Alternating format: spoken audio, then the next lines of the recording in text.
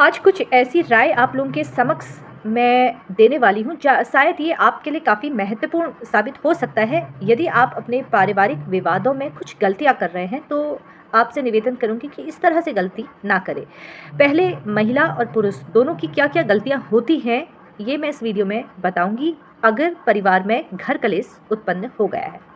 देखिए, एक परिवार है, घर कलेश उत्पन्न हो गया है, छोटी-छोटी बातों में पति-पत्नी के बीच में अनबन हो रही है। तो ऐसी अवस्था में अधिकतर महिलाएँ, मैं सारी महिलाओं की बात नहीं कर रही हूँ, मैं अधिकतर महिलाओं की बात कर रही हूँ।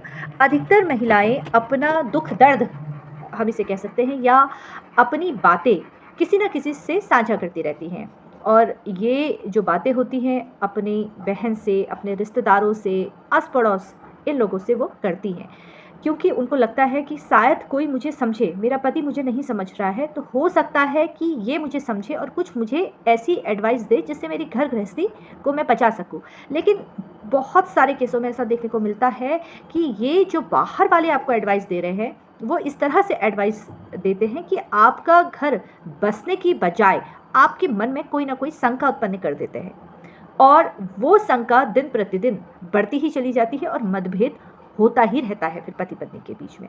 इसलिए जब भी किसी से आप अपनी बात साझा करें, तो उस वक़्त ऐसा व्यक्ति होना चाहिए आपके सामने जो आपको समझता हो, या उसकी राय आपके जीवन में काफ़ी महत्वपूर्ण पहले साबित हुई होगी। यानी कि आपके कोई करियर के पॉइंट ऑफ व्यू से, या आपने कभी कोई उनसे राय ली होगी, तो वो राय देने में हमेशा आपके साथ रही होंगी या रहे होंगे। तो आप ऐसे व्यक्ति का चुनाव कीजिए। घर में अगर हम बात करें माता-पिता की या भाई-बहन की, सबके विचार अलग-अलग होते हैं, लेकिन राय आपको अपने परिवार को जोड़ने के लिए एक ऐसे व्यक्ति से आप राय लीजिए, जिससे आपका घर जो है वो टूटने से बच जाए।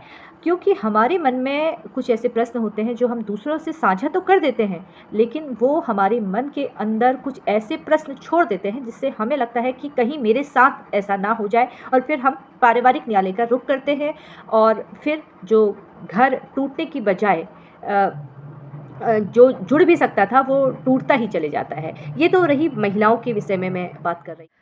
अब हम बात करेंगे पुरुष वर्ग की। देखिए, पुरुष वर्ग अपनी बातें किसी से साझा करना पसंद नहीं करते हैं, ख़ास तौर पर जब बात आ जाती है पारिवारिक विवादों से जुड़ी हुई बातों को लेकर।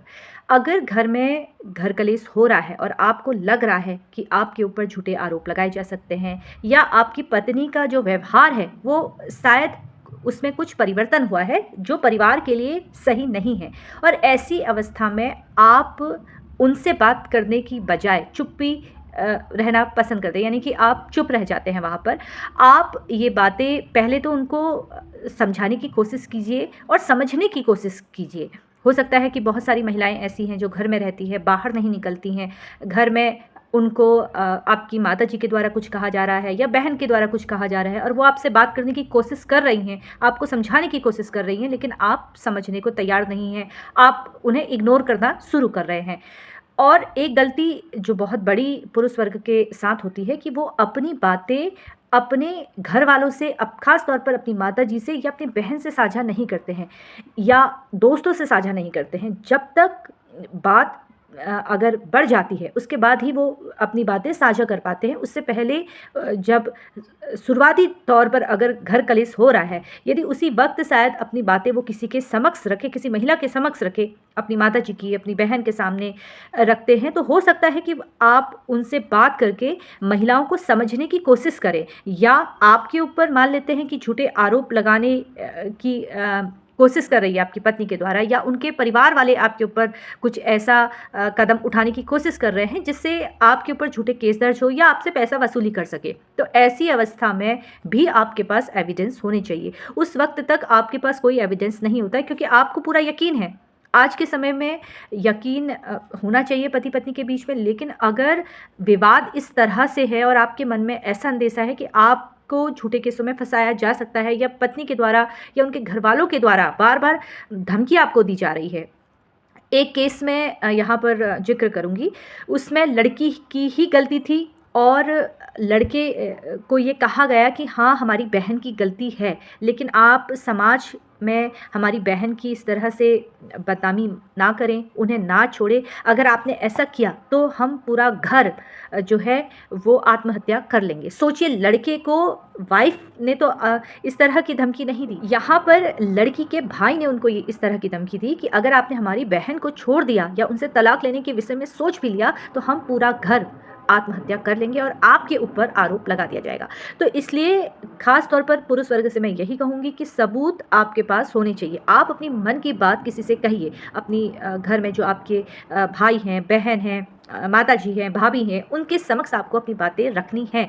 ये बातें आप नहीं रखते हैं तो उस वक़्त सबूतों का अभाव होता है और इस वजह से अधिकतर पुरुष झूठे केसों में फिर फँसा दिए जाते हैं, क्योंकि एफआईआर के वक़्त आपके पास कोई ऐसा एविडेंस होता ही नहीं है कि आप अपनी सच्चाई वहाँ पर साबित कर सकें। तो ध्यान रखिए, अगर आपके घर में भी इस तरह से परिस्थिति हो रही है, मतभेद हो रहा है, मनमुटाव हो रहा है, तो पहले तो समझने की कोशिश कीजिए, समझाने की कोशिश कीजिए, अपने परिवार में बात करने की कोशिश कीजिए और फिर भी आपको लग रहा है कि नहीं, अब आप फँस सकते हैं, तो उस वक़्त आपको अपने मित्रों से सहायता लेनी है, क्योंकि ये सारी चीज़ें कल के समय में यहाँ पर मैं खुल के नहीं बोल पाऊँगी।